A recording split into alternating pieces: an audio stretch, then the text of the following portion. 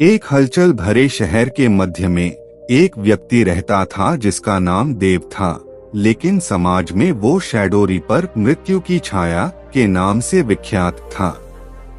देव एक क्रूर हत्यारा था। उसके हाथ अनगिनत मासूमों के खून से रंगे हुए थे। वह अंधेरे की आड़ में सड़कों पर घूमता था। जिस नगर में देव ने भय फैलाया था, वहां महात्मा बुद्ध नाम का एक संत भी रहते थे। लोग उन्हें बुद्धिमान और दयालु होने के कारण जानते थे।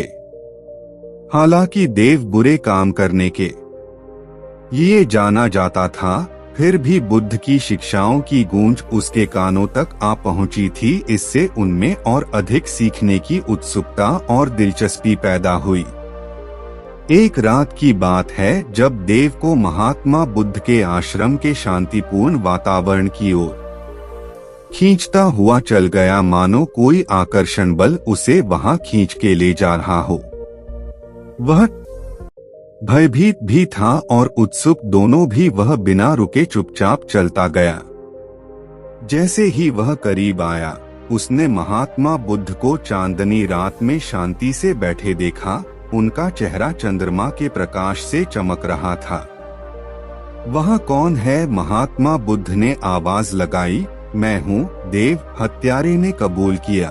उसकी आवाज में एक कंपी थी। मैंने आपकी शिक्षाओं के बारे में सुना है और मैं मार्गदर्शन चाहता हूँ। बुद्ध ने देव को देखा और महसूस किया कि देव किस आंतरिक द्वंद्व से गुजर रहा था। आओ मेरे पास बैठो, उसने जमीन थपथपाते हुए इशारा किया। देव ने झिझकते हुए अपने कदमों को आगे बढ़ाया, पास जाकर जमीन पर बैठ गया।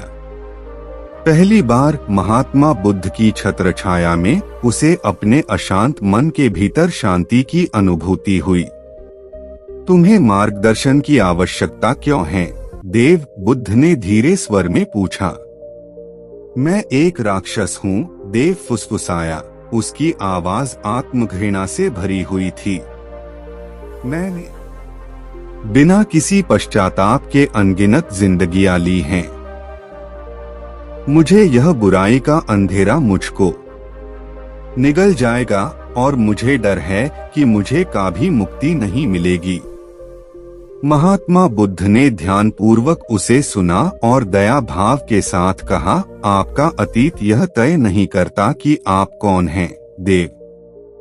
हर पल आपको बदलने का एक मौका देता है। क्या आपने कभी सोचा है कि आप ये जघन्य अपराध क्यों करते हैं?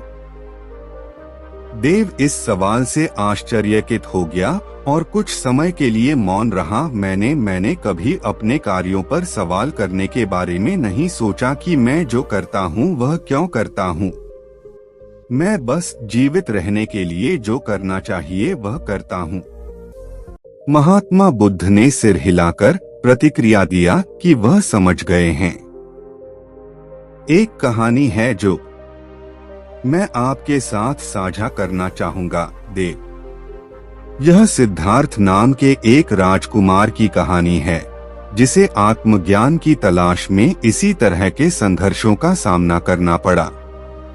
बुद्ध ने एक राजकुमार की कहानी सुनानी शुरू की जिसने जीवन के बुनियादी सवालों के जवाब खोजने के लिए अपना सिंहासन त्याग दिया। कैसे राजकुमार ने कठिनाइयों और प्रलोभनों का सामना किया, लेकिन अंततः प्रेम और क्षमा के माध्यम से आत्मज्ञान प्राप्त किया।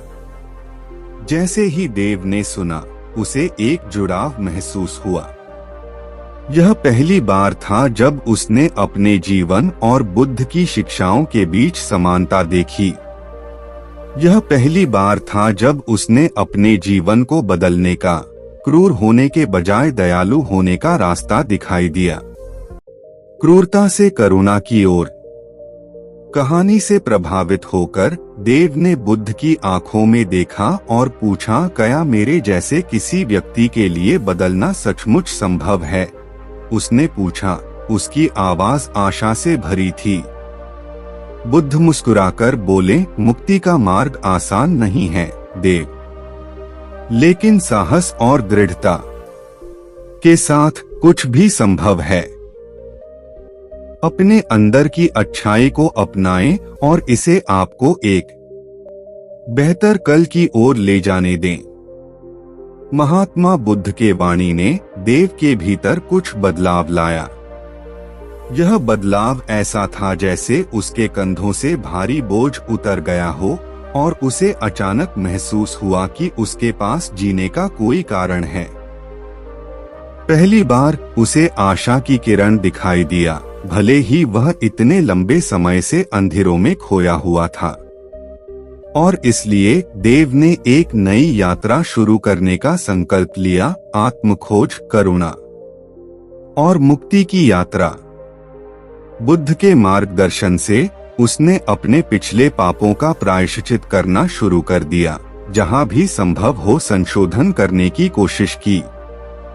हालांकि आगे का रास्ता चुनौतियों से भरा था, देव ने अटूट दृढ़ संकल्प से उनका सामना किया और अंत में उसे न केवल क्षमा मिली बल्कि शांति भी मिली, एक ऐसी शांति जो उसे बहुत लंबे समय से नहीं मिली थी। जैसे ही वह बुद्ध के साथ आत्मज्ञान के मार्ग पर चले, देव को समझ में आया कि सच्चा परिवर्तन भीतर से शुरू होता है और दयालु होने से उसने सीखा कि वह न केवल खुद को बदल सकता है बल्कि दुनिया में भी बदलाव ला सकता है। परिवर्तन की प्रेरणा कहानी का सार। इस कहानी में हम देखते हैं कि कैसे एक व्यक्ति जो कभी क्रूर और हिंसक हुआ करता था, बुद्ध के शब्दों से प्रेरित होकर, उनकी शिक्षाओं में शिक्षित होकर महात्मा बुद्ध के मार्गदर्शन पाकर अपना जीवन बदल सकता है। बुद्ध के मार्गदर्शन के माध्यम से वह अपने पापों से मुक्ति पाने के लिए आत्मखोज की यात्रा पर निकलता है और ध्यान और आत्मनिरीक्षण के माध्यम से अंतर आत्मा की शुद्धिकरण करता है। देव की कहानी हमें सिखाती है कि अपने अंदर की इच्छा शक्ति का इस्तेमाल करके हम किसी भी स्थिति में बदलाव ला सकते हैं। चाहे हमारा अतीत कितना भी अंधकारमय क्यों न हो, उसमें परिवर्तन लाने की आशा हमेशा बनी रहती है। बुद्ध की शिक्षाएं हमें सिखाती हैं कि धैर्य, करुणा और समर्पण के साथ हम अपने जीवन में सकारात्मक बदलाव ला सकते हैं।